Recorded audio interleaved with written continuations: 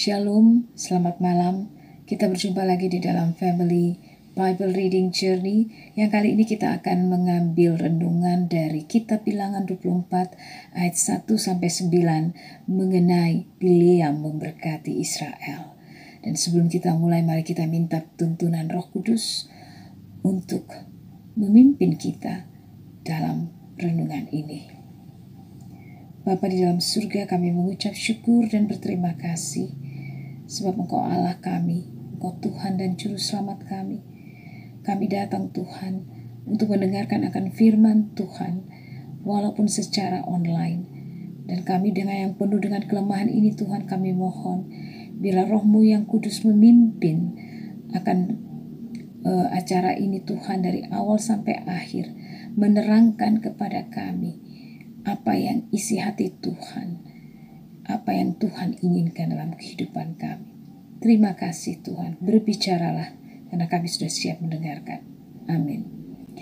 Mari kita mulai membaca dari kitab Bilangan 24 ayat 1-9.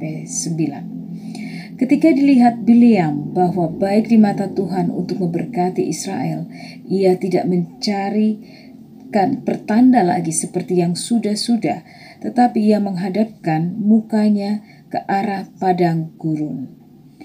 Ketika Bileam memandang ke depan dan melihat orang Israel berkemah menurut suku mereka, maka Roh Allah menghinggapi mereka. Lalu diucapkanlah sanjaknya, katanya, "Tutur kata Bileam bin Beor, tutur kata orang yang terbuka matanya, tutur kata orang yang mendengarkan firman Allah, yang melihat penglihatan dari Yang Maha Kuasa, sambil rebah, namun dengan mata tersingkap. Alangkah indahnya kemah-kemahmu, hai Yakub, dan tempat-tempat kediamanmu, hai Israel, sebagai lembah yang membentang semuanya, sebagai taman di tepi sungai, sebagai pohon gaharu yang ditanam Tuhan, sebagai pohon aras di tepi air. Air mengalir dari timbanya dan benihnya mendapat air banyak-banyak. Rajanya akan naik tinggi melebihi Agag dan kerajaannya akan dimuliakan. Allah yang membawa mereka keluar dari Mesir adalah bagi mereka seperti tanduk kekuatan lembu hutan. Bangsa-bangsa yang menjadi lawannya akan ditelannya habis, dan tulang-tulang mereka akan dihancurkannya, dan akan ditembaknya tembus dengan panah-panahnya. Ia meniarap dan merebahkan diri sebagai singa jantan dan sebagai singa betina. Siapakah yang berani membangunkannya? Diberkatilah orang yang memberkati engkau, dan terkutuklah orang yang mengutuk engkau." Demikianlah firman Tuhan. Haleluya. Bileam kita kenal sebagai seorang petenung, ya, dalam pasal-pasal yang di depan itu kita melihat bahwa dia sebenarnya adalah Bileam ini adalah petenung, dan dia menerima upah dari hasil tenunannya itu, ya. Pelahap uang lah kalau mau dibilang arti dari namanya itu, ya. Tapi dia bisa dipakai Tuhan loh untuk memberkati Israel. Dia ini petenung, ya. Dia seorang petenung yang terima bayaran, walaupun dia nggak kenal orang, dia terima bayaran dari hasil tenunannya itu, ya.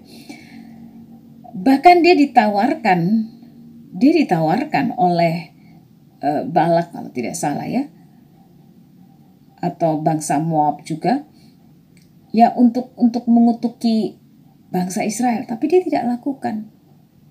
Sebenarnya Allah tidak perlu memakai Bileam ya sebenarnya. Kalau kita pikir, karena Bileam itu kan petenun. Bagaimana bisa Tuhan memakai orang yang melakukan kejahatan istilahnya? Ya. Bagaimana bisa? Tapi itulah Tuhan. Di sini Tuhan ingin perlihatkan bahwa sekalipun dia petenun, sekalipun pembunuh, Tuhan bisa memakainya untuk berbicara. Dia tidak bisa, Bileam tidak bisa apa-apa, walaupun ditawarkan mungkin upah yang besar, tapi dia tidak bisa menolak Tuhan sama sekali. Di sini kita lihat bagaimana berkuasanya Tuhan. Sama di yang lalu-lalu juga kita bisa melihat kalau Tuhan mau, Tuhan bisa Musa ya. Tuhan bisa keluarkan, bisa tidak perlu memakai Firaun ya, 10 tulah untuk melakukan 10 tulah. Tapi di situ Tuhan mengajarkan kepada bangsa Israel juga. Ya, pada saat itu ya. Dan kalau sekarang Tuhan ingin mengajarkan kepada kita betapa berkuasanya Tuhan. Tuhan bisa lakukan apa aja, Tuhan bisa memakai siapapun.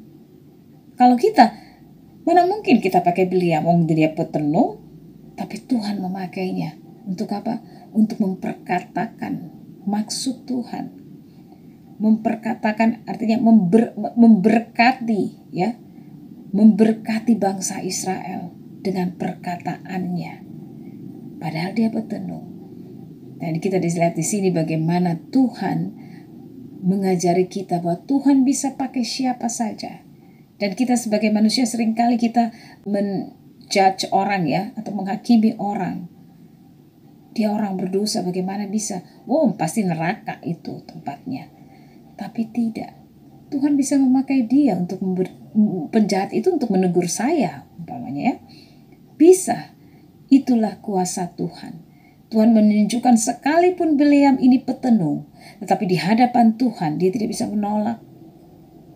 Ya, dia sama sekali tidak bisa menolak. Ketika Tuhan mau memakai Bileam, dia melembutkan pasti hati Bileam kan?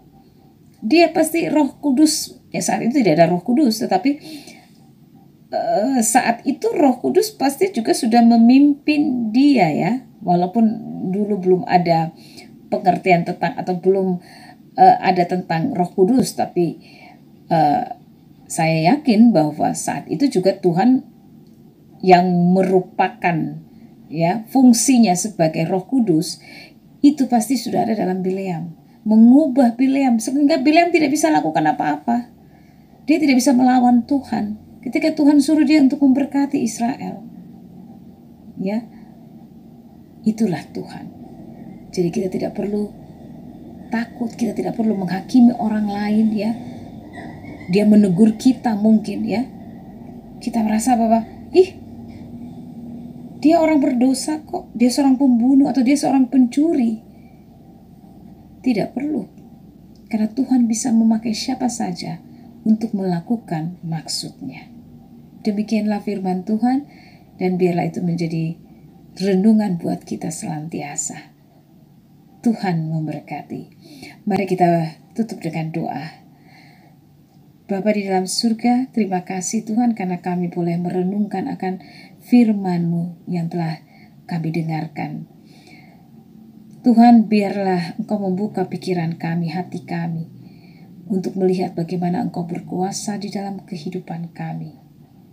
Dan Engkau senantiasa melakukan apa saja, memakai siapa saja, untuk menunjukkan betapa besar Engkau. Terima kasih Tuhan, terima kasih untuk penyertaan Tuhan. Hanya di dalam nama Yesus Kristus kami sudah berdoa dan mengucap syukur. Amin. Haleluya. Shalom.